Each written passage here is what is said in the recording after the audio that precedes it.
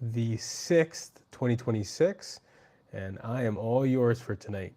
Didn't have an opportunity to get on with some of my notes that I usually do to get through the book, and I'm on step 20, which is amazing that I've been able to get this far. Step 20 of 30 steps total, and look forward to seeing how God uses the book as we move forward in time. So very thankful for that. It's all right. Audio's working great too. All right, so let's start off from the top. Hey, how are you today? Tonight is a Ask Me Anything kind of night. Zoom in here. Hey, how are you tonight? Tonight is a Ask Me Anything kind of night. We're going to talk about all kinds of fun stuff, and I am just thrilled to be here.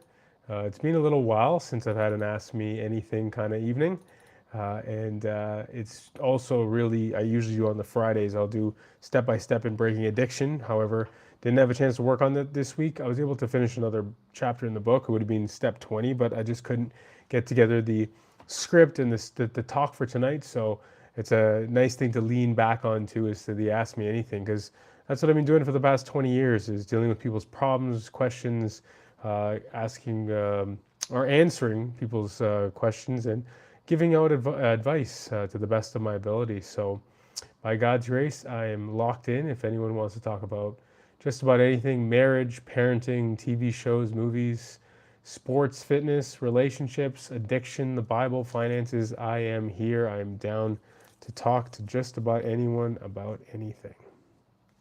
All right, so let me get some painter's tape on that here. Get that going. All right.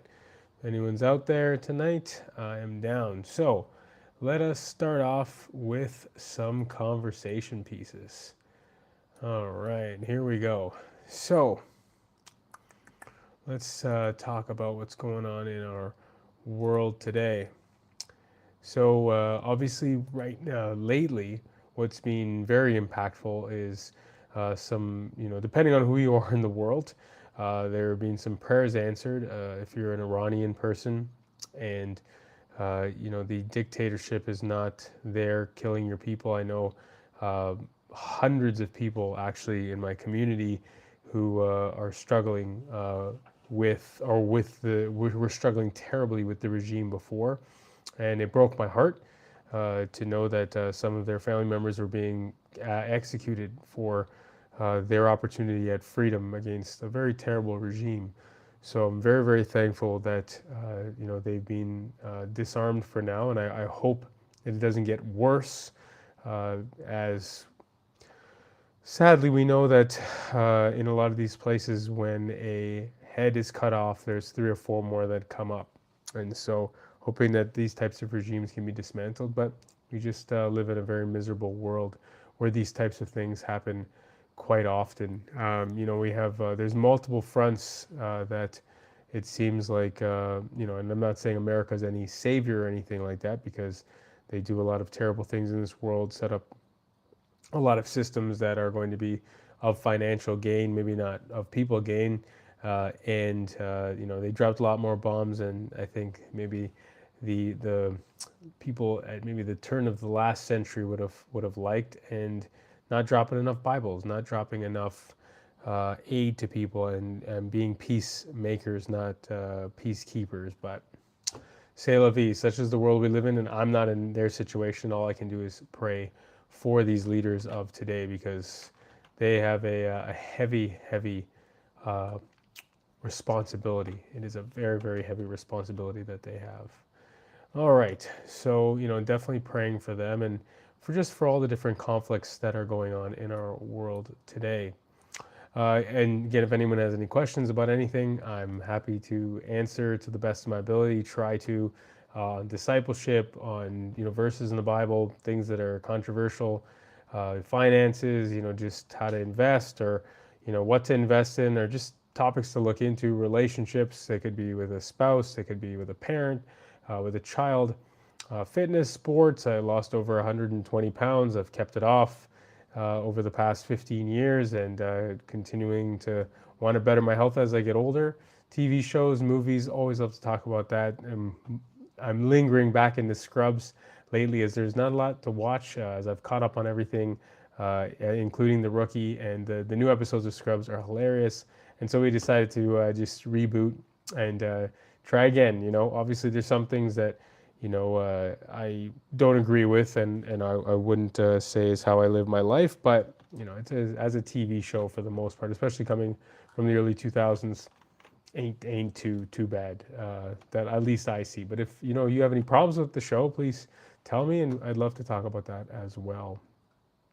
Sadly, there was a tornado that touched down in Michigan, and people are being hospitalized. There's weather is constantly being a factor in many people's lives around the world. There was a landslide in Brazil that killed at least 30 people after record rainfall. Some places are fighting drought, other places are fighting off flooding. There's a lot of wildfires that are going on. Places like Brazil wish they could send their rain over to places like Australia, where acres and acres are just burning by the minute, by the hour.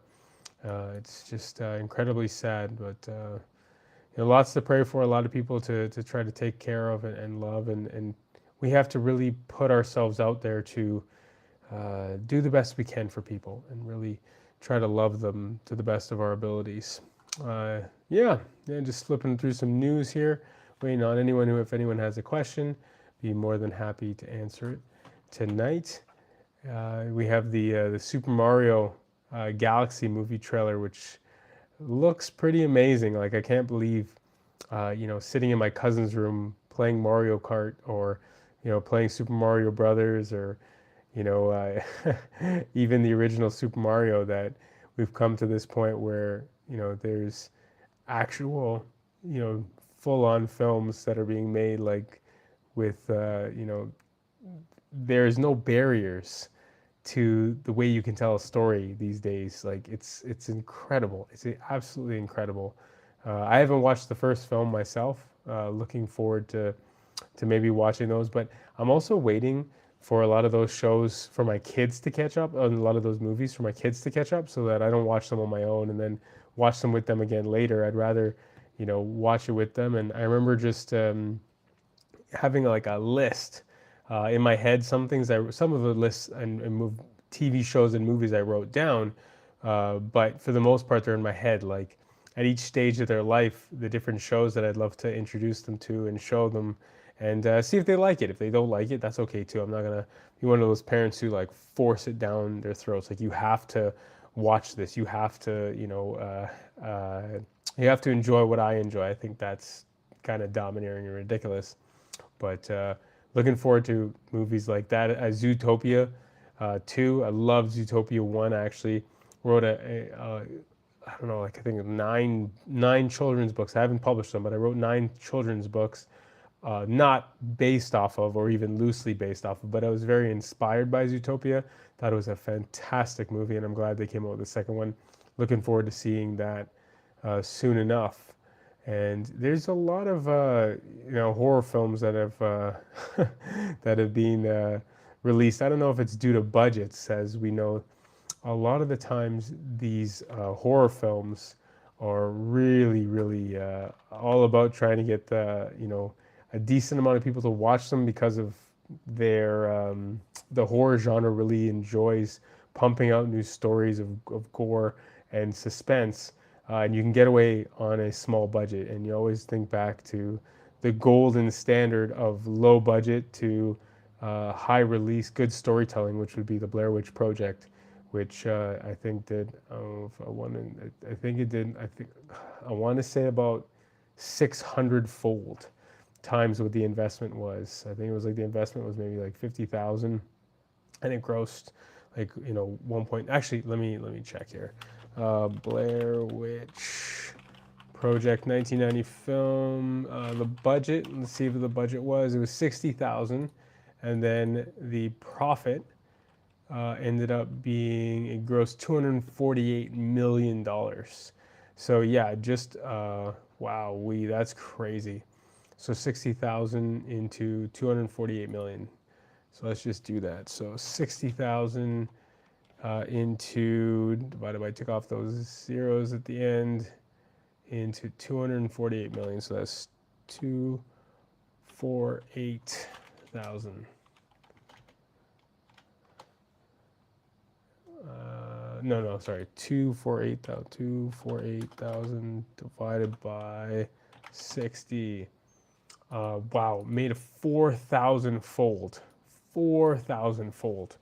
That's like the golden standard. I said 600, way off on that. You know, like that's the gold standard if you make a film, like a horror film. That the hope is that you make a low budget, you know, you tell your story, you tell your idea, and hopefully people pick up on it. And the Blair Witch was just so intense because they had something new to share. It wasn't a new medium. It wasn't even a new idea per se, but they just shared it with the right amounts of nuances and newness, and it just turned out to be a fantastic move for the creators of the Blair Witch Project. Oh, we got Mortal Kombat 2, which actually looks like it has a budget, which is pretty nice. I definitely want to see the Mandalorian and Gogru. That would be too fun because I really did love the Mandalorian. I didn't love some of the side characters. Sometimes they went off a little bit, but really interested. I am not watching any of these trailers either because I don't want it to be spoiled. As a guy who came back, guy who was in the film industry 20 years ago or so, I just saw how things were pieced together, manufactured, and trailers really did spoil films for me. So I've tried my best to stay away from them. Even He-Man here, Masters of the Universe, I saw the trailer. I was super disappointed. It just didn't look like the film that that represents my childhood and the show that I watched, but hopefully they can do something much, much better. I'm scared for Toy Story 5. I really don't know what they could or could not do with that. Supergirl has me kind of interested just because James Gunn is the director of Guardians of the Galaxy, and it feels like from the trailer. I did watch the trailer. I just kind of wanted to see because I used to be a big DC head. And what I found with her character was that in the movie, I was not at all impressed. I didn't think it was a good idea. But watching the trailer, it felt like the Guardians of the Galaxy for DC. The exploration, the finding herself, and just working through some probably the nuances and her powers. So kind of looking forward to seeing that. And anytime, hopefully, you have a female character who is, you know, amazing, but is within the realms of superhero normality, not having to add anything to it. That is always a pleasure to watch. I think Wonder Woman did a great job with that. And I'm missing, I think Wasp, Ant-Man and Wasp, she was fantastic as Wasp. There's very few, though, I really like. Actually, to be honest with you, there's very few comic book movies that I'm actually even interested in because most of them, they didn't really follow too much of what I thought the characters and storylines should have been like. But, you know, I'm hoping for Supergirl to kind of give us something along those lines. Anyway, you got Minions and Monsters. Minions, I'm always down with, so we'll see how that goes. And you know, there's the new Spider-Man movie. Looking out for that, and I'm hoping that they finally figure out a way to do Into the Spider-Verse. Get a feature film going with that. I'm not sure if that's actually in the works or not. Street Fighter kind of looks great, but at the same time, I don't know. I get sad. I get I get sad for anything Street Fighter-esque. Really, really kind of scares me what they may or may not do. Oh, and it looks like Dune is having a third film come out this Christmas, so that's interesting. And then the Doomsday trailer. We shall see how that goes. So if anyone wants to talk movies or anyone wants to talk marriage, life, anything and everything, I am on tonight. I'm open for chatting. All right. Looks like we go to the sports tonight. Oh, it looks like New York has Denver by the throat at the moment. New York is probably one of the most, and this is the NBA, of course. New York is one of the most, hot and cold teams I think the NBA has right now. I think maybe as a franchise, they've been doing this to their fans for years and years and years, decades.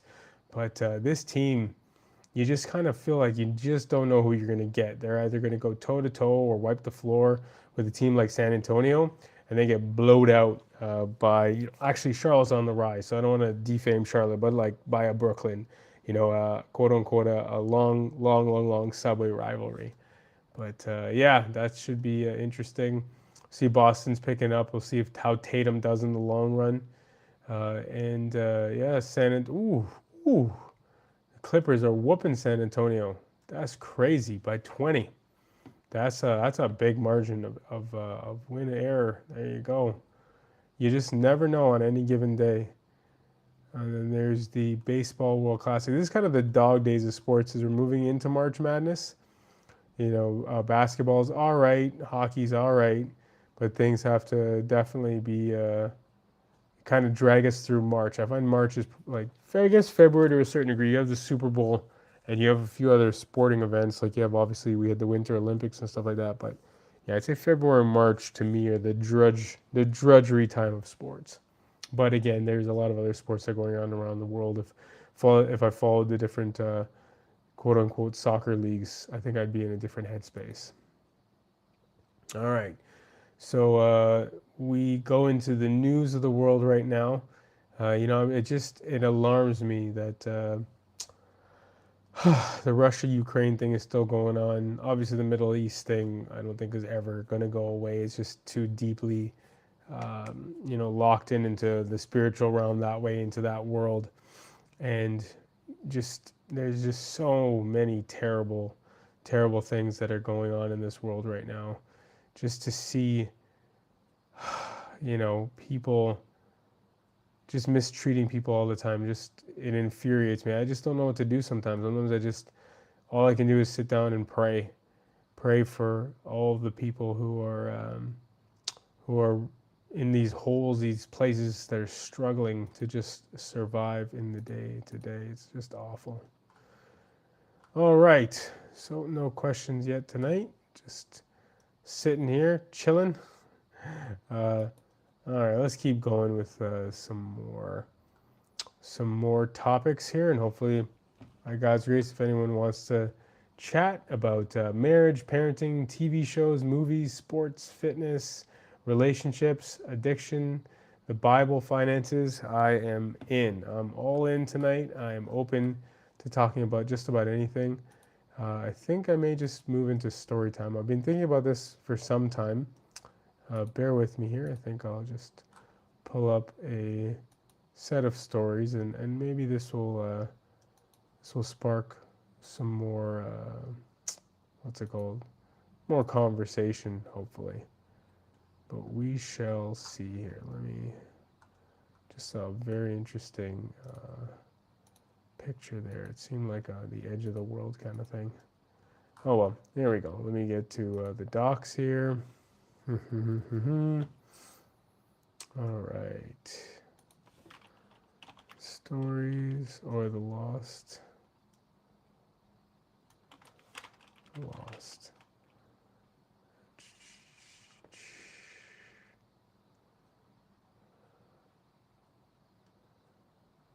There we go.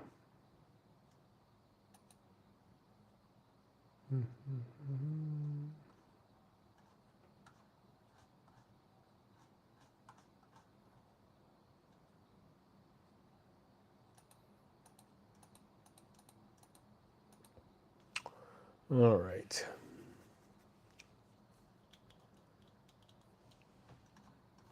Just looking through. If anyone has any questions, please let me know. I am here to chat at any time. So from December 2024. All right.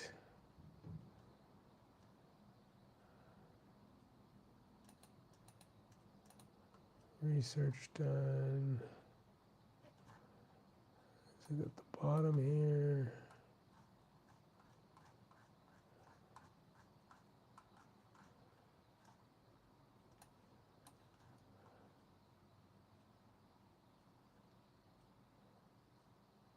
Huh. Interesting. I did not know where that went. The Lost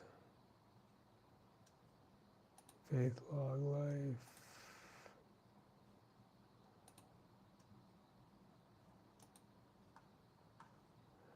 Hey, if anyone's out there and they have any questions they'd like to ask me, I am totally open to answering anything. I'm just looking for a document here, and I'd love to share a story. Lean startup, future ideas, rooftop, rough video edit, inside out. Well, I guess it's on the tip of my tongue, so I'll just share just a little bit about my life story here and see where that goes as we're going in. So, my parents came from two very unique situations. My mom came from a Muslim home, and she was very badly hurt. She came from a step family situation. So this was actually the third or fourth generation that this had happened to, where the woman in this line of succession would get married to a man who was usually older than her, and within the first few years of the marriage, there was a child that was born. Usually, it was a woman, a young girl, and then the husband would either die or would leave the mother, leaving the mother and the little daughter to survive. And then sadly, the child would then the mother would then marry someone else. And so that stepfather, the husband became the stepfather to the next generation's little girl. So this had happened to multiple generations. And my mom came from a home that was not very Islamic at all.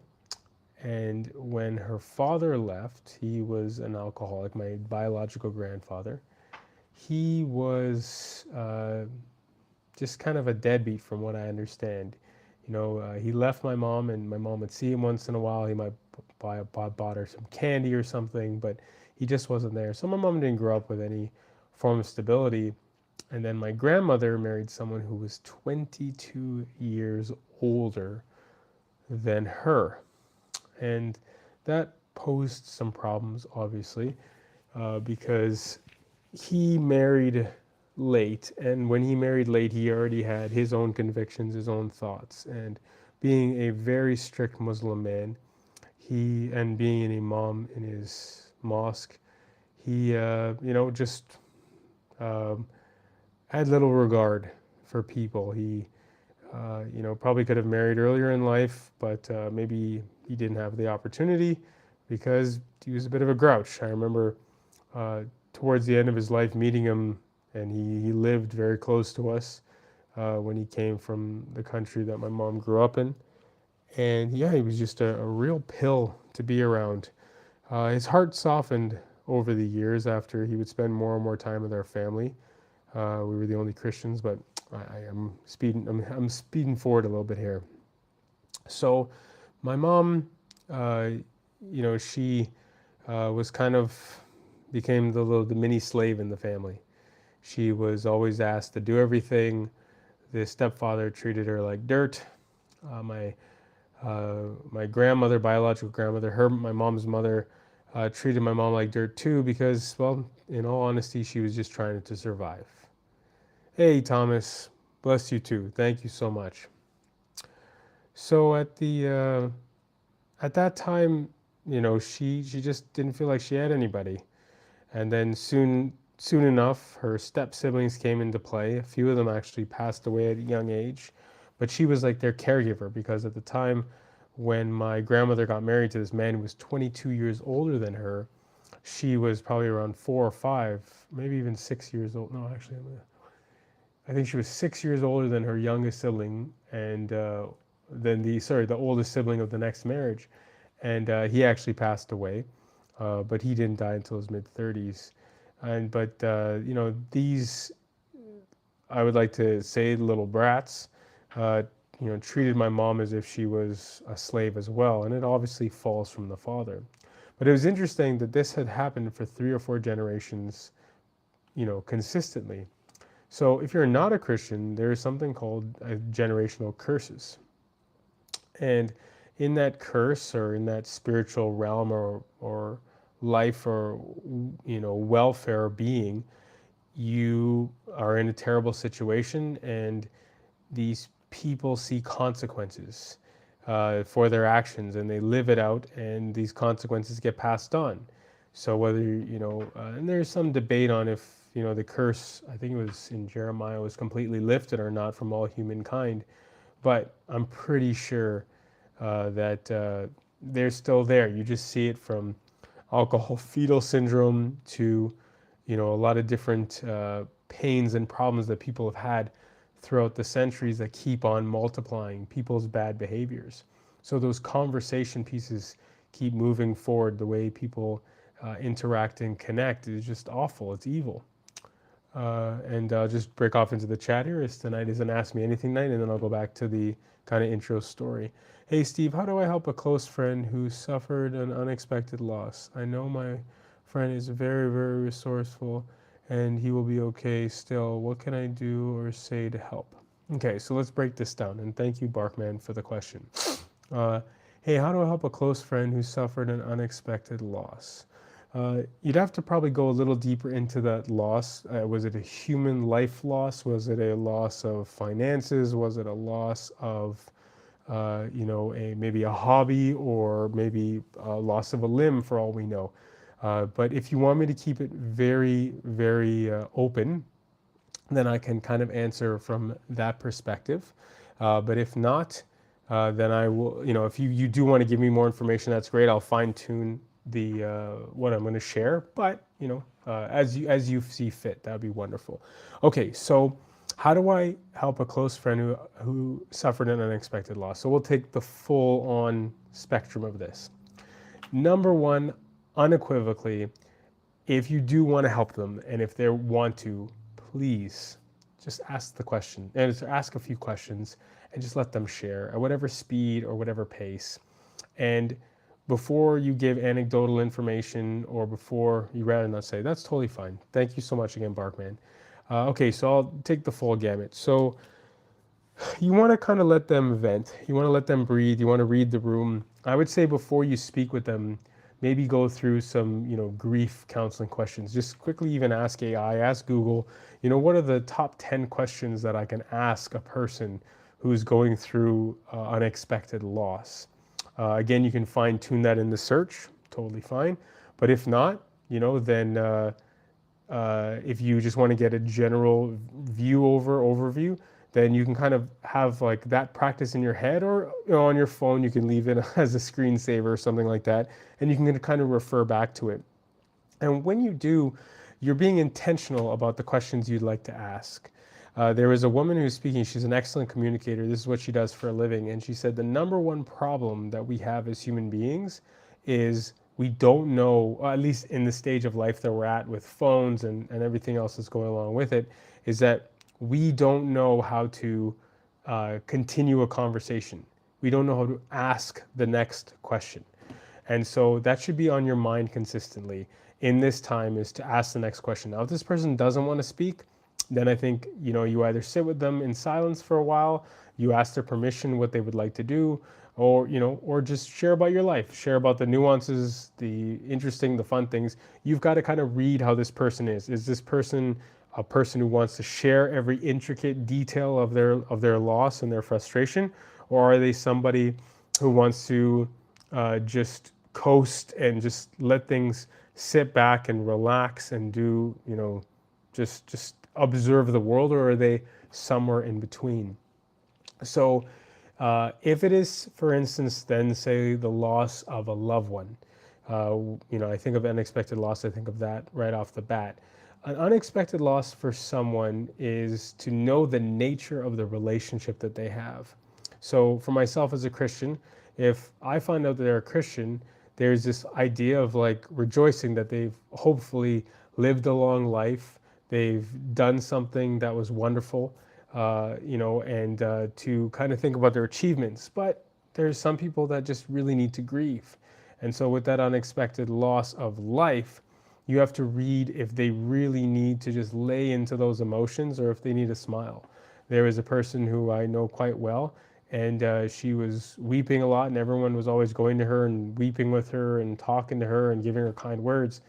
And so I just went over to her and I said, hey, could you tell me a funny memory about this person who's lost in your life? And she just like lit up and she just started sharing all these photos and videos. And we spent like 10 minutes talking about their sense of humor and what they had learned about them. And, it was unexpected and it was hurtful, but you could just see how they lit up. And in the state of mourning, they needed some joy. Now, sometimes people are so filled with joy, hopefully not because they got a huge payout from their insurance, but because they actually, are happy about the fact that maybe they died and the loss was to relieve them of pain, or they know where they are. So I really feel that, when it comes to the loss of life, you really have to read the room and see if the people need the opportunity to grieve, or if they need the opportunity to have a smile and to relive their life. I'll get to you in a second, Thomas. Appreciate that. That's a great question. I know I'm not going to see him very much anymore. Kind of sucks for me as well. Oh, okay. So with that kind of trauma, as someone has lost something unexpected and now it seems like they're either closed off or they're not as accessible, it's up to you to find from your own side of things how you can then connect with them in a different wavelength, a different way. How, if it really was a relationship that you want to keep, how do you make minor adjustments in your life, probably like once a month, once every 2 months, or whatever it might be, to see them or to hear them or to conversate with them or write them a letter. So these types of loss can cause people to really recluse or to talk their brains out, or again, somewhere in between. So at this point, if it's really fresh, you have to really allow for the recovery to happen and just stay close enough to allow them to feel like you're there. You're you're a hand reach away. You're a telephone call away. You're a meetup away.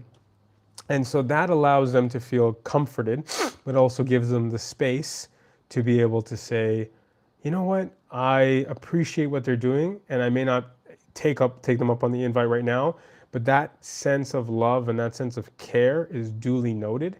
And it's to also think about the way that they communicated with you in the past. If, say, for instance, you saw them every day, maybe at work, then it might be that you want to try to reach out once a week because you're so used to one another. You're so used to messaging each other because, hey, did you look at that portfolio? Or, hey, did you fix that machine? Or whatever it might be. And as you do that, and you've been doing it, every day as a coworker, it's different if like it's a person in passing, or if you're a vendor, if you're seeing them, only occasionally, then you may want to space it out maybe once every 2 or 3 weeks just to check in, how you doing. Even if they're the most grumpy person in the world, if you have a way of connecting that you did in the past, whether it was call, email, text, seeing them in person, I'm pretty sure unless the devastation is like life altering, that they're going to want to have a person like yourself in their life that you actually care and you're concerned for them. So, it's also then to remind them of the way that they affected you and how much they were helped by you, how much they helped you in your circumstances, in your situations, because they need at times to be reminded of their self-worth. A lot of people put their stock in what they do or in that loss that they have. That's, if it means so much to them, then it's like being ripped out of their hands. And sometimes along the way, the ripping out of your hands kind of causes you to reset and rethink, like, what was I doing? Who am I? If I don't go to this establishment anymore, if I don't see this person anymore, if I'm, again, missing a limb, right? Or whatever it might be, they got into a terrible car accident. Maybe their brain doesn't function as well. There's a lot of people's self-worth is going to be wrapped up in what they can do or what they were doing at that time. So I think it's reminding them, giving them encouraging words, even finding out their love language. So there's acts of kindness, there are words of affirmation, there's non-sexual touch, there are gifts, and there is quality time. If they were a person who really just loved when you would just stop everything and just, maybe sit down, have a coffee with them, just engage naturally, they're probably going to want that type of, love language relationship again. It may not come right away, but they're going to want that. So you may have to like tinker around with it for a bit or be patient for it to get back to normal. But it's constantly respecting their boundaries and observing where they're at and just being a friendly, non-annoying bug. Just poke. Just kind of like, when a fly lands on your skin and you can feel the fly dancing on your hair and then they buzz away. Just annoying enough. Interesting for the sensation, because when a fly is just sitting there for a while, that's just beyond annoying, right? But when it just comes in, goes away, you're just like, whatever, I don't care. It's when they linger, when they move around, when they're coming back all the time, that's when you want to just squash them, right? So that is something hopefully that helps out. The guy helped me a great deal. I plan keeping in touch. Thankfully, this person knows how grateful I am for all their help. I'm sure they do. I'm sure that they fully understand that. And, if they're willing to give so much of themselves to you, they also know, I think, that from the start. If they're that empathetic and if they connected with you, I think the markers of a great relationship is the types of stuff that you share, the depth, the openness of darker or really good secrets. How often you laugh? Can you really belly laugh with the person? Can you connect with them? And can you also tell that person when you're wrong or when they're right? And when you're hitting all of those types of relationships, those relationship markers, that person will be connected with you probably for the rest of your life. I'm reminded of one of these people who would come in quite often. They'd be fixing stuff, and I think it describes that type of relationship very well. And if anything was to change at all, I would be so thrilled to continue having great conversations and do life and live life, especially when there are eternal consequences, right? Where the way people process and think about things, again, as a Christian, this is just like, this is like the beginning. This is like kindergarten, It's like, hopefully some of you have had those types of friendships or relationships through school, let's say, for instance, or that, first day of university. But I think in kindergarten in particular, because life is, when you're in kindergarten, there's so many opportunities. And I believe that this life is just a stepping stone into eternity, into not only the rest of our school years, right? Like if this life is onto like essentially a day, right, of what eternity is like, most of us will live tens of thousands of days, right? And so if we just encapsulate that first day of meeting someone in kindergarten, that's kind of how I view life. And if you meet someone like that along the way that you have a great time with, you not only want to spend more time with them on the first day of kindergarten or the first week of kindergarten, but you want to be like spending time with them for the rest of life, and in this case, eternally. So I definitely do think I know what you're talking about when it comes to that kind of friendship and relationship. And I've felt a lot of people that I've helped who've helped me a lot too. And so I hope, Barkman, for the loss that you have, that it's not actually a loss but a rebirth in that sense, where the person who's suffering the unexpected loss, if they are who they say they are and who you're alluding to, they're very blessed, and they're given a lot of resources, and they've been blessed to be resourceful. So I think everything's going to be all right, and it'll probably be even better because these types of enclosed situations when bubbles burst, they're either going to be non-existent or they're going to be created in a new way. And when they're created in a new way, it's wonderful. It's absolutely beautiful. You can change the dynamic. You change the way you see the person, and the accessibility is there too. So, yeah, thank you so much, Barkman, for sharing that. And if you have any other questions, please let me know. Thank you for sharing your heart tonight. I really appreciate that. It's nice to be able to share and work through these things with yourself as well. All right, let me get back to Thomas here. Can you look up Wilt Chamberlain's stats and Shaq's? I think Chamberlain was 30 points and 22 rebounds, and Shaq was 23 and 12 rebounds, 4 MVPs for Wilt and 1 Shaq. So I ask, who's better? Okay.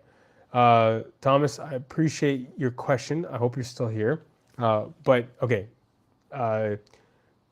if you, how do I say this? Okay, it is clear as day that every generation has different technology, different superstars to play against, different ways of communicating, different science, different food, different forms of training. Even if it comes down to like the shoes that people have. Like you look at power lifters, people like what is it called? Sorry, exponentially started lifting more as the equipment got better. It's just natural. It is what it is. So if I was to take a Shaquille O'Neal and throw him into the past, he would have obliterated people. But so did Wilt Chamberlain. And if I was to take Wilt Chamberlain and give him all of the tools that Shaq had, then I would definitely see Chamberlain also obliterating people, because people forget that even though he was a slimmer build, he was very similar in height. I think he might have even been an inch taller than Shaq. His build was incredible, and he was grabbing the backboard. This guy was like basically Dwight Howard with unbelievable scoring skills, right? Dwight Howard was a defensive phenom, and so was Shaq. So there's this, if you take, again, I gotta set myself up so that I can go to video at some point, but there's this handshake between Wilt and Shaq. Shaq is in his young man strength, and Wilt is probably in his 50s, and he still towered over Shaq, and he shook and Shaq wasn't prepared for that handshake, but when he shook him, it's like he shook his entire spinal cord. So, Wilt Chamberlain was no joke. Wilt Chamberlain was also never on great teams. I think he only got 1 championship, and he ran up against the greatest basketball dynasty ever, which was the Boston run that they had. It was like 11 championships in 15 years. Again, people are going to say that the quality of basketball was poor, for sure. But if you took Wilt Chamberlain, put him in a time warp, and you gave him the opportunity to train like Shaq did, to eat like Shaq did, to have the lack of mental stamina that he would have to have, because I don't think they grasp what racism does to you. And not only just racism and going into places that were, white, but he was 7'1", 7'2". So yeah, he was sleeping around with lots of women. Yeah, life was going for him pretty well in a lot of earthly ways. But, if people hated you, they hated you even more as a spectacle. If you're like 5'8", 6'1", 6'3", you could still kind of hide away. But he couldn't. He was a spectacle all the time. So I don't know how Shaq would have done with that kind of burden mindset. A lot of men would have broken. So, there is a lot of the records that have been solidified and made by Wilt Chamberlain that will never be broken. And he was also playing against weaker competition, you could say. He was playing against people who were not being scouted. There's probably tons of guys who could have played in the NBA who were not being scouted, or if I remember correctly, I think he played in the 60s and 70s. So there was some still pretty rough places in America for race. There still is to a degree, but nothing like it was in the 40s, 50s, 60s, 70s, and of course into a long-term type slavery. So I know I'm going in a roundabout way to answer this question, but definitely without a shadow of a doubt, I think if I was to, yeah, you can't really judge eras too well because eras are different. But uh,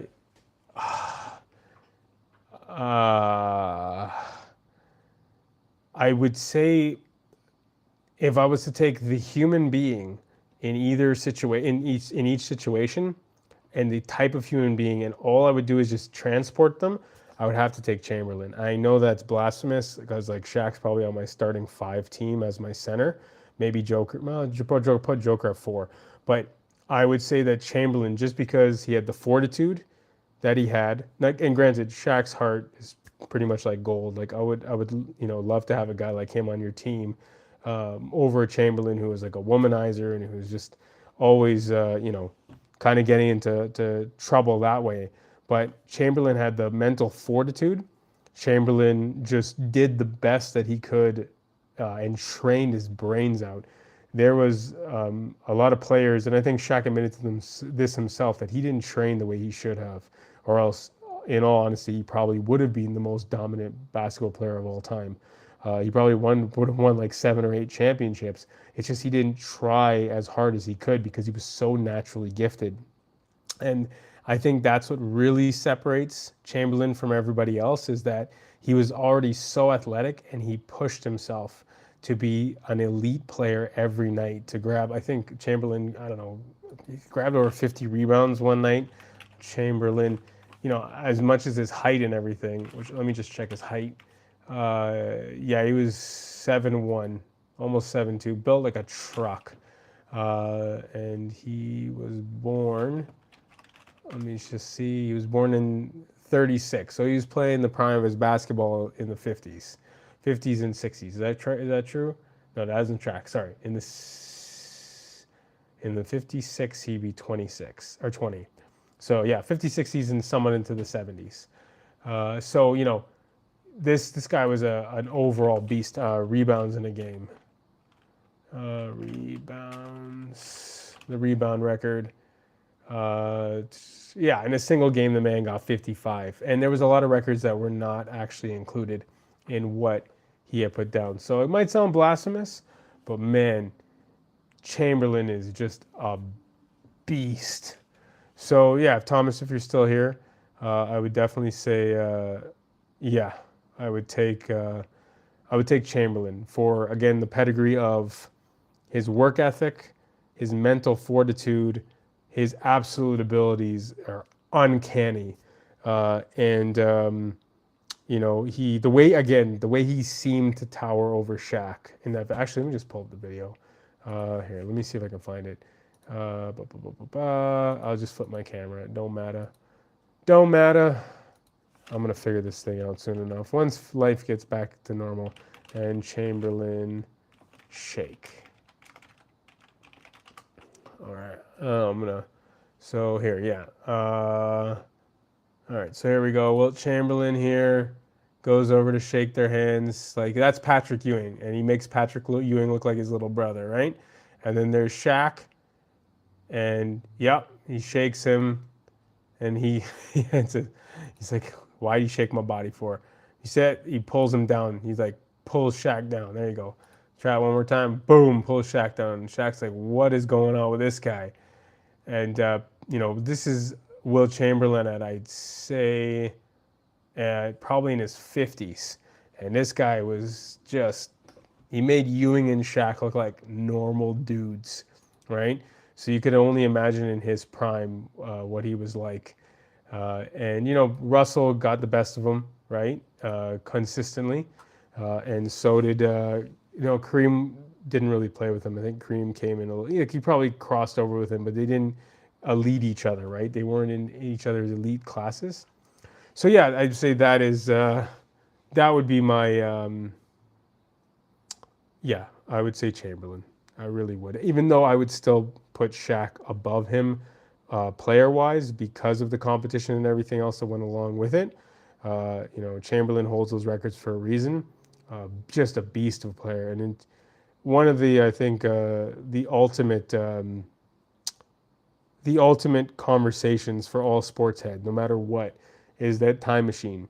And I hope actually one day, laugh at me if you want, I hope that one day, one thing they can do with AI and robotics is to have them watch enough film and allow those robots to take on the precision of the kick, the way they would play, and allow these players to kind of go at it, one on one, kind of in this weird robotic, cyberpunk, world or whatever, one on one or whatever. I would, I would pay money to see, the fittest, strongest, most skilled version of Shaq versus Chamberlain. I'd say it'd be like up to 21. I'd say probably like just because of off the dribble. Shaq would have probably got Chamberlain down, but Chamberlain's vertical is nasty.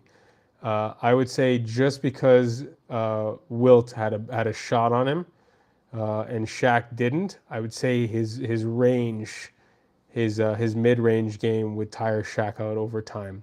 I think Shaq would have bullied him in the post, but because people say Wilt was just so strong, muscular wise, that his cardiovascular would win out as well.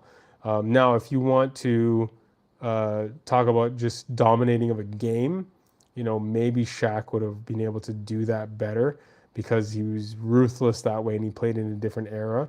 But I can't even imagine what Wilt would have been like. I think of the tenacity of rebounding like a Dennis Rodman with the body type and the strength of the Admiral, but the ability to hop, like Vince Carter or Zion Williamson.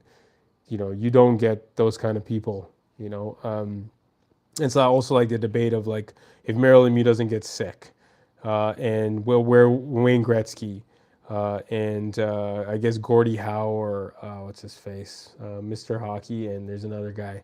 Anyway, I can't remember, but the eras are so different, and they were faced with different circumstances and problems, and whether it's goalie pads, the size of goalie pads, the style of goalie, the nutrition, the games played, the sticks.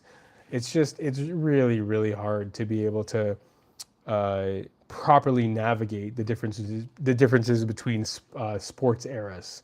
So I don't think I like to do it just by era, like who was the best out of each decade. So for basketball, it would probably be Chamberlain, Russell, and then for me it's Magic in the 80s, and then it is 90s is got to be Jordan, 2000s is Shaq, and I would say, it sounds very blasphemous, but it's either LeBron or Steph. Steph changed the game. LeBron controlled the game, so it's LeBron or Steph for sure. And then now it depends on the way the Joker finishes off this decade. It seems like it's his decade to win and be the best of, but we'll see. As much as I hate him, Gretzky is the hockey GOAT. I fully get that. One thing I'd ask you, Barkman, is do you think that Gretzky is the byproduct of a phenomenal team that won a Stanley Cup without him, and that Messier was the driving heart and force, and Gretzky was playing pond hockey with a lot of people because the ice was opened up for him so much? Do you feel that and I don't know hockey enough to know this, do you feel that his numbers tracked when he was in LA and he was in those different places, like for his age as well, right? Because obviously we don't want to just say, oh, well, after 12 years he stopped scoring as much. Well, clearly he's getting older. But do you think his abilities and what he could have done tracked on another team? Do you think it's very situational, or do you think he was just that good and would have made any team a winner, essentially? Which kind of, I guess he didn't, right? Because I don't think he won outside of the 4 he won in Edmonton. But I'd love to hear your take on that. But yeah, obviously there's no one really that would contend you on that. I would say Lemieux is probably a better player personally, but getting the cancer was a problem. It's like, for instance, if to me, Magic, just my opinion, Magic without AIDS, he's in year 11, and he's already at 5, 4 or 5 Let's just check here. Magic Johnson career stats. So I'm pretty sure he's off for, yeah, so he's off for 4 years fighting cancer. So he was there from 79 to 91, and the end of 91, he's getting sick. So in a 10-year span or 11-year span, he wins 5 championships, if I have it correct. Man's not doing too bad for himself. He's worth $1.6 billion. But, of course, like Kareem Abdul-Jabbar was there as well. Yeah, I would say, Magic to me, if he's playing those years, right, where he's winning championships, he's got something going on here. Because I think Magic had won 5 in 10 years. And Michael Jordan, let's say Michael Jordan, how about Michael Johnson here? So Michael Jordan, let's take it took him, and he took off 2 years too, right? But Magic took off 4 and was sick for 1. So that's like 5 years gone of his 15 years. So I think, so 1, 2, 3, 4, 5, 6, 7, 8, 9, 10, 11, 12, 13. 13 years that he played, and that includes the -2 before he went to the Wizards, which is just nonsense. But okay, so 13 out of 15 years, and he won 6 championships, where Magic was 1, 2, 3, 4, 5, 6, 7, 8, 9, 10, 11. We can't really count the 91 season. Magic Johnson's NBA title years. Yeah, so 88. So he didn't win anything later than that. But I'm pretty sure if Magic keeps on going at the rate he is, and he doesn't get sick those last, I think it was his points drop off in 90. What was that? Yeah, he definitely dropped off in 90. So in 2, 4, 6, 8, 10, 11 years, he wins 5 championships, and he's getting sick and worse at that time. Anyway, that's me, and people don't give Scotty enough credit, but people would say Kareem Abdul-Jabbar is top 5. So I know it's a bit of a circular argument, but I personally would take Magic Johnson as my quote-unquote GOAT if he doesn't get hurt. In his prime, he would have made any team great. Yeah, Gretzky's the man. I mean, like, all these, guys who've won multiple championships, I don't doubt whether they would have won championships or made their teams better. I just kind of think, Tom Brady, he wins like 3 if he doesn't have, the worst cheating organization and just the most everything went his way. His offensive line, marrying someone who is 4 times richer than him year by year, does never happen in the history of the NFL. He always took a pay cut because he lived off his wifey and everything else. And hey, good on him. I can't stand him because I'm a Bills fan. But, just the cheating and everything else just makes me gag. You got to give him credit. I mean, the guy's clutch beyond clutch. Granted, his first 3 Super Bowls were some clutch and mainly defense and kicking. But, he would win anywhere. And he ended up winning in Tampa Bay. Again, 30 interceptions from, I think it was Winston the year before. So, whatever. Like, they had the number 1 defense, and they were 7 points away from... 9 points away from winning 5 games in the regular season, and Brady wouldn't have been there to win a championship. So Brady just basically took a great team and just managed the game well, very well. Anyway, I digress. But if you take a lot of these guys and you put them on different teams with the right pieces, they're going to kill it. And football, of all things, is a team sport. You don't have to play 2 ways. Sawchuk did it with no mask. Yeah, I haven't seen a lot of his. I haven't seen that movie, but I've seen a lot of documentaries on them. Okay, I'll definitely take a look at it. Terry Sawchuk. My dad used to talk about him a lot. The shutout king was only beaten by Brodeur in full equipment with defenses that led to 14. Yeah, of course, yeah. And Martin Brodeur, he has to face harder shots, of course, and he's facing better sticks and so on and so forth. Bigger traffic in front of the net. But with that being said, there has to be like credence for each era. and what these guys were going through, the problems they had. Like people want to say, oh, like in the NBA in the 50s and 60s and 70s, guys were like plumbers and this and that. I'm like, yeah, some of these guys had actually gone through the war. You know what I mean? Like some of these guys who were playing basketball, their families were like starved or their genetics were kind of messed up, right?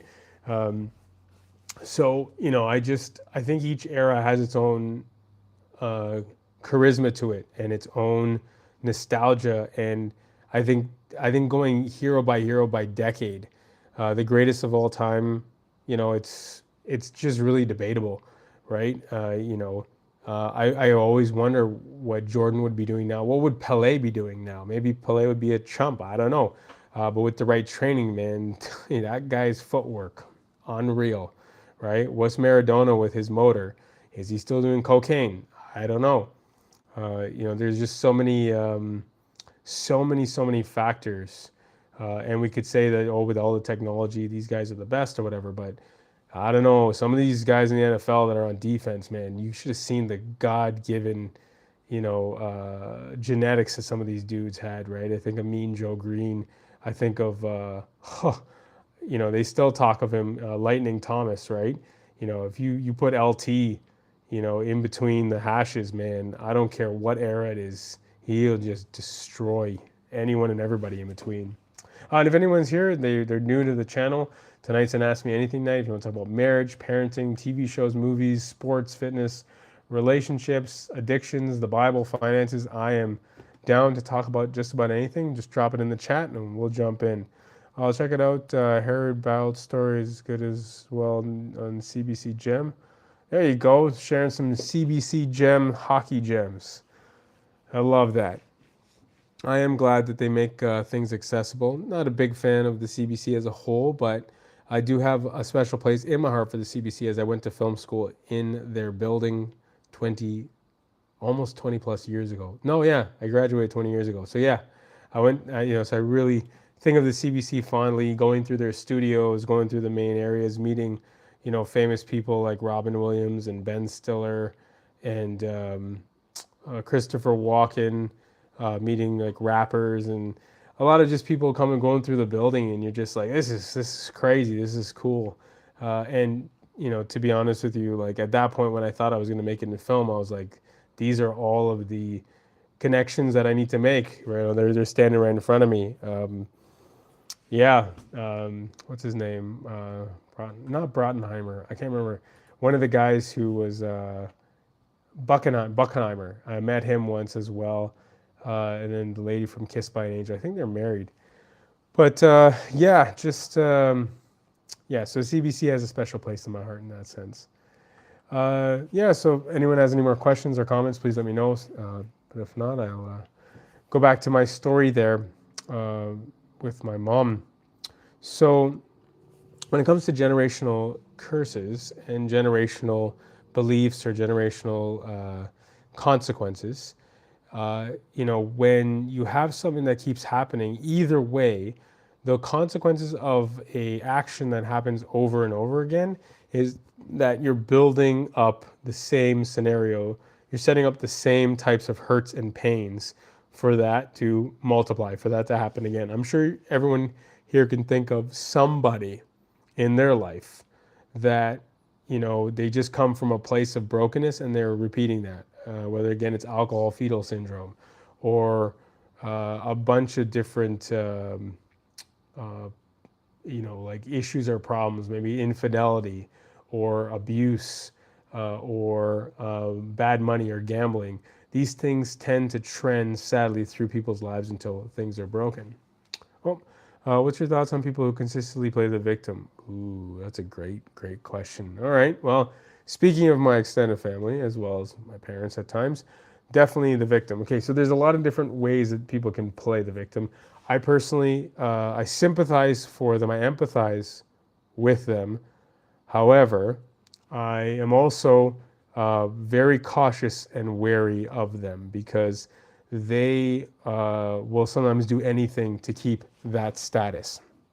If there's anyone in particular that you're thinking of and you'd like to give me more information to play on, if not, again, I'll take the wide the wide scope on this, but if you'd like me to laser focus in, or if you'd like me to use that, human microscope, I'd be all down for doing that. Okay, so people who consistently play the victim. All right, so let's take Sally. Sally's playing the victim at work, at home, with her friends. She's always, if something goes wrong, something goes right, she's looking for attention. That's usually what that means, or she's not taking responsibility. So, a lot of the times it's good to have an if this person has a relationship with you on some level, right? You're going to want to work it out. You're going to want to talk to them. You're going to want to, maybe get some form of counsel. If they're not so close to you, they're a coworker or whatever it might be, someone in your building, you may just walk away, and that's all you can do with some people. But if they're a person of consequence in your life, you may want to, ponder this, think about it, process it, and move forward with it accordingly. So you have to first gauge, how deep is this relationship that you have with this person? How much do you want to save this relationship? Is this relationship worth saving? Are you doing it for them? Are you doing it for you? Are you doing it for both of them? Are you doing it for a child? There's so many different things that you have to think about when you're dealing with someone who's consistently playing the victim. All right, but again, let's just take this Sally character. So if you, we'll do both ends of the spectrum. So let's start off with they're a coworker, they're a neighbor, this person's always the center of attention. They always want to control the conversation. They want to, if you bring up something negative or a problem that they're facing, or a problem that you may even have with them, they always have almost like it's like a machine gun of problems, right?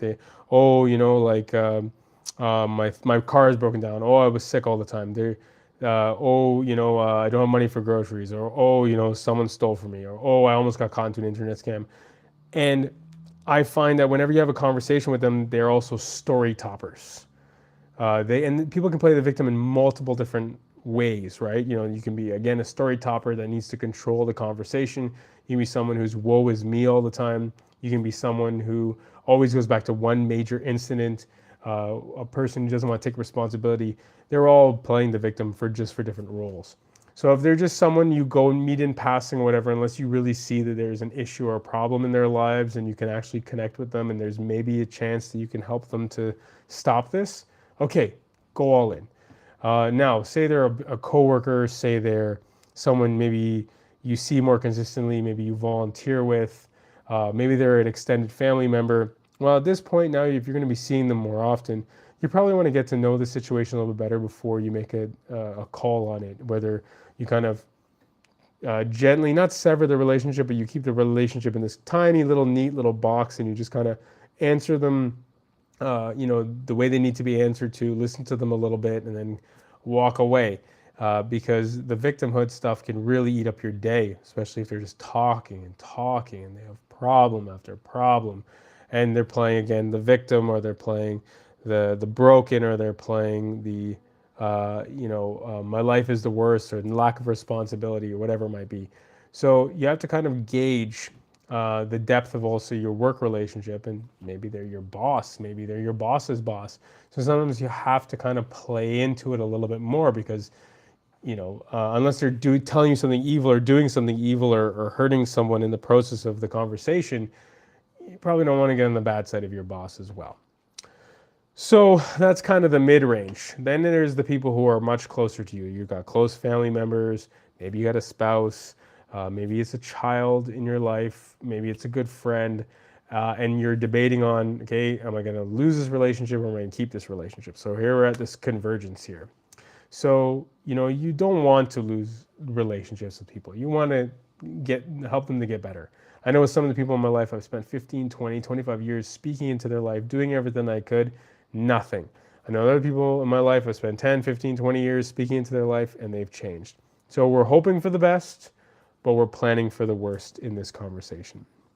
Okay, so since you know these people so well, let's take that for instance, and then you can always subtract or add from the most complex conversation that we have, and then if there's a need to revert back, do so, right? Like, we'll go back to it. So I would say that if the person who's playing the victim is someone you want to connect with long term, you got to confront them. But how you confront them is you got to reverse engineer it. I'd say you have to know why they're playing the victim. Is it because of kind of actually what I was just talking about, which is there childhood trauma in there? Is there a need to be heard? You know, they were just never heard when they were a kid. Is it that they were bullied? They were hurt? Is it that they, uh, are craving acceptance, not even attention, but acceptance from people? So I think if you get to know this person enough, you can kind of start to not form a pathway yet, but at least form a foundation for how you're going to build out. And you'll find a lot of people that have they play the victim card. There is hurt from childhood. There is bullying. There are issues that they haven't dealt with, and that happens a lot, sadly, in Christianity, where people just either are not Christian or they stay at spiritual milk in their Christianity. They may be going to heaven. That's not for me to decide, but they refuse to grow in there. They gain. Reconnecting. Unable to connect. My internet go down? Oh, hello, hello. Anyone still here? Okay, that's all right. So I was at the hurts and pains of that person and how deep things are going down the rabbit hole. So let's continue our chat here. Let me get this back up, make sure the audio is working properly. These things happen all the time. It's all good. I don't know if maybe my internet got shut down or got kicked out. It's rebooting the box. Maybe it's connected to my 5G. I don't know. All right, whatever. So I'll continue to the best of my abilities.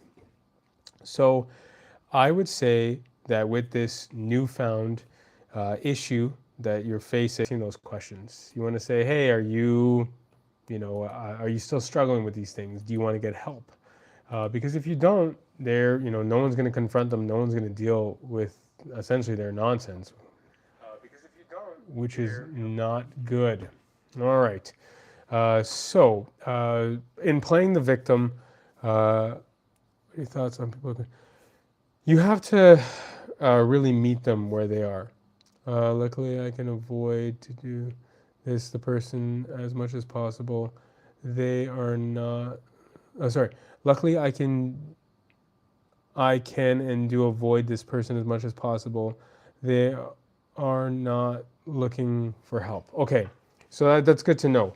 Because that's one thing you want to establish. So if you've established where the trauma comes from, the behaviors that they have, the victimhood that they're playing, then yeah, it's as simple as you kind of have to sidestep them if they don't want any help.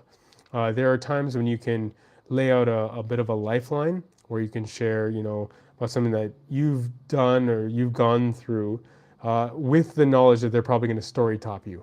And that's frustrating. If you're not in the right headspace and you share with them, oh, I have this problem that I'm going through, and them in their victimhood, they are like, oh, oh, well, that sucks, but hear this story.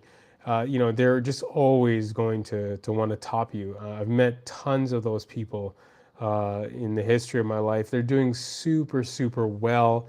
They have so many things that are just going way better than you, and they just have to take, whatever they can from you, whatever scrap, whatever story they have. It always becomes about them, and they love playing the victim. So, I think setting up the boundaries in that sense is huge. And I would say, if you do see that they want some help or that they're willing to identify things, this is the list that I would go with. So, number one, identifying that, maybe they do play the victim too often, and maybe they're able to kind of say, yeah, you know what, I am complaining too much. And then I think the second step would be to say, where is this complaining coming from? Are you going through trauma or hardships right now? Or are you going through some issues? And if so, that's great. You can connect with them, help them, make them, reach into those areas. Maybe it's like who they're living with. Maybe they don't know a different way. Maybe that's how they were raised. Or, I've seen so many parents who teach their kids to become mini versions of themselves, not being able to think outside of, what their parents or whoever people think that that's how they're supposed to act or how they're supposed to live. So that is very, very hurtful. And then, you want to, I would say then you want to, if they're willing to admit, that there might be a problem, it might be happening in their day to day, it might be happening with the people they're around, it might be happening in a sense of something that's being fresh that they haven't dealt with, or their family, then you want to kind of start digging deeper. Okay, did this happen to you when you were a child? Barkman says, tubers are extremely annoying. My fish is bigger than your fish. And a lot of other things are bigger than their things, including their ego and their lack of understanding. Humongously larger. Humongously. I know for sure that is super annoying because I used to be a story topper. And that came from all the hurts and pains that I've shared with y'all in the past. Just my idiosyncrasies as a human being, and not getting the hope and the help that I needed, because getting counseling was one of the best things that could happen to me and for me. So yeah, I appreciate you saying that. I was one of them. So I know firsthand how annoying they can be, and I've lost some friendships and connections because of that. So I think once you kind of start digging deeper into it, it'll manifest that there was probably some childhood trauma, some issues, some bullying, like somewhere along their lifetime. And so it's just kind of walking them through it and talking with them about it all. And then hopefully getting them to seek some help and just being open. Now, some people are going to be really cerebral. Some people are going to be victims and be sadistic and be manipulative. And they know all of the questions you're going to ask, and they're going to string you along so that you feel comforted by the fact that you could help them. And they're the ones that are going to eat all your energy, take everything from you, because they're abusers. And that is something you don't want to do. You don't want to fall trapped to that. So you just, don't try to help too fast. Don't get sucked in a different way, because true abusers, true victim players, they know how to extract every ounce out of you. They're very chameleon-like in their evil. How are these people so unaware they are topping your story? I don't understand. I think some people don't understand. I think some people do understand, and I think some people don't. I think they honestly want relevance. They're not story topping because they're jerks. They're story topping and you have to look at the full gamut. You have to look at the full picture, right? But I think they're story topping because they just want to feel relevant. They're not heard probably at home with their spouse. They're not heard by their friends. They're not heard by other people. So, there is the actual scientific reasons behind lying. And one of those scientific reasons behind lying is the fact that people who lie, when you say it enough times, it becomes a reality for you. So if you keep saying stories, and a lot of times it's hilarious because, there's going to be times when I can top a story and I just wait till later to say it or take it out of, and take it into a different context just because I don't want people to feel bad. There are times when people are just jerks and they're just talking loudly, and I'm like, yeah, you know what? We're going to flip the script and I'm going to story top you. But when I was really story topping in the past, it was when I was miserable and hurting, and I was just looking to give myself any form of credence, right? Any form of kudos, which a lot of people do struggle with. They just don't have something to hang their hat on. So, it's not fun. It's not nice. It's not wonderful. Story toppers can be pretty bad, pretty crude. They play the victim, so on and so forth. But I would say, without a shadow of a doubt, there are some people who are just story topping for only the reason of they just need to hear themselves talk because they're isolated, they're alone, they're miserable, they're frustrated. It's not the large amount. I don't know, maybe it's like 40%, 30% of people who do that.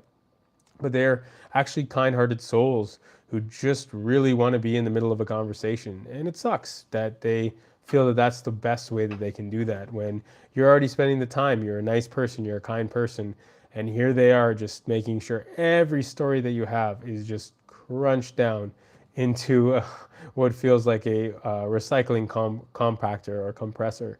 So yeah, I understand what you're saying. So that's how I would deal with people who are constantly playing a victim, from the onset of the relationship and how deep the relationship goes to actually how much you deal with it, dig it out, rip it out, and bring it out to the forefront. It really always depends on if the person is willing to get help.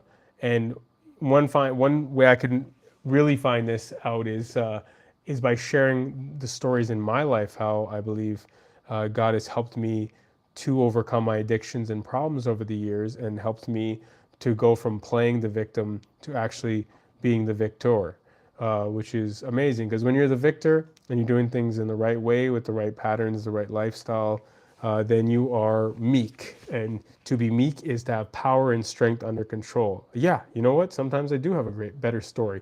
But do they need to hear a better story right now, or they need to be listened to? Do they need to be loved? Do they need to be talked with and to about? Do they need to have you talking at them, or do you need them to know that you are with them and that you're going to be there listening? So yeah, hopefully that helps answer that question, Barkman. And don't always take the story toppers as the worst, or they're not putting it together. Some I think a lot of times they are. They really are. But there are going to definitely be people out there who are victimhood, storytelling over story topping just because they have nothing else, and that is a terrible place to be. So sometimes I let them go on and on and on. Sometimes I must say I'm a terrible person. I faked phone calls to get out of story toppers. Yeah, just being quiet sometimes, thinking about it. For me, I just sometimes if someone's out of control, being ridiculous, I'll just pray for them. I just pray because I'm like, if you want to play the victim, you want to be a story topper, you want to always win at everything. What kind of life do you have? How lonely is that kind of an existence? Or if they're around those other people in their lives, like, are they fighting for scraps of conversation? All right, you know what? I'll take it. Here, come to me, and maybe in all of this, if I share a story, a less than stellar story, but a personal story about how I failed or something, maybe it might be the straw that breaks the camel's, their stubborn camel's back, and they can be changed in the right way. And it's God who does the work anyway, so I'm not here to force anyone to do anything. But yeah, Bert Barkman, I appreciate the questions tonight. It's been quite amazing. Thomas, you are killing it as well. If anyone has any questions about marriage, parenting, TV shows, movies, sports, fitness, relationships, addictions, the Bible, finances, I am here. I'm just streaming. I'm just thankful, very, very blessed to be here in the world that we're in, where I can Fraser crane it and say, I'm listening, which I am. And I really do appreciate anyone and everybody who's on. I've got over 400, I think close to 450 videos up now, way over 300 pounds for some time. Actually, for most of my life growing up, I was able to beat my addictions to gambling, to stealing, my addictions to over shopping, to video gaming, to obviously overeating, to X-rated content, to just treating people like dirt, my anger. So if you have any questions or comments or thoughts about that, please drop it in the text, or if you're watching the replay, drop it in the comment section. I haven't missed a comment in 17 years of being on YouTube, and I don't expect to do it anytime soon. I'll be releasing my book next year on breaking addictions, and we'll be going back into that soon. Granted, with another baby on the way, I don't know how much I'm going to get done. Hopefully we're finished after this, but God knows if He wants us to have more blessings. But I'm getting older, so there's only so much that I can do with the little time that I have. So if anyone has any more questions, that's amazing. If not, that's okay too. I was just sharing about my life story, but I'm glad that the questions came in, and I'll be sharing that over time and just telling stories. I think that's where my life's work has to consistently be invested in, is being the storyteller that God has made me to be. And all the stories and interesting situations that I've been a part of. I've worked over the past 27 years. I've worked for 16 companies, over 35 different positions. I've worked a lot, seen a lot. Most people think I've already lived 2 full lives. Just turned 40 recently, so it feels like the other times in my life are far, far away. They're far, far gone. Whether it was my roofing career, whether it was doing stuff in demolition, being a driver, dealing with people who are ill and sick, working as a children's coordinator for different types of camps, working with different people with abilities and disabilities, flyer runs, working in fast food, working as an aquarium cleaner, just doing security, video directing, producing, making music videos, doing ministry, working with international students. I feel super blessed, to have done all the jobs that I have and filled like what seems like every crevasse of my life with something that was either a learning experience, a failure that turned into something better, or a lot of hope, love, and a lot of responsibilities that have shifted in my life. So again, if you have any questions or comments, please let me know. Drop it there. And if not, like I said before, I'm going to keep on telling stories and allow these things to unfold as, I just love chatting, love talking to people. I really got to figure out how to get a call-in situation and take the time to. I have all the equipment here. Everything's set up and waiting for me. I just have to click go a few more times, figure out OBS a little bit better, download the programs, do some more testing, and I'll go 16:9 and be able to stream and hopefully be able to have people call in. But to every situation is different. Every person and time frame is different. I've been plugging away at YouTube for 17 years now, and I've had some blessed successes, but a lot of times it's just the slow grind of loving people, helping them move towards a healthier life and lifestyle. And I can do it through the stories that God has blessed me with and the situations that I've overcome and gone through. Keeping that weight off for the past 15 years is no joke, but doing it. And, we just want to be a better father and better husband, and moving the channel in that direction eventually too. How to look for relationships better, how to be a better husband, how to be a better father, and look at life in the right way with the right things going on. All right, y'all. I appreciate the time. I don't see any activity.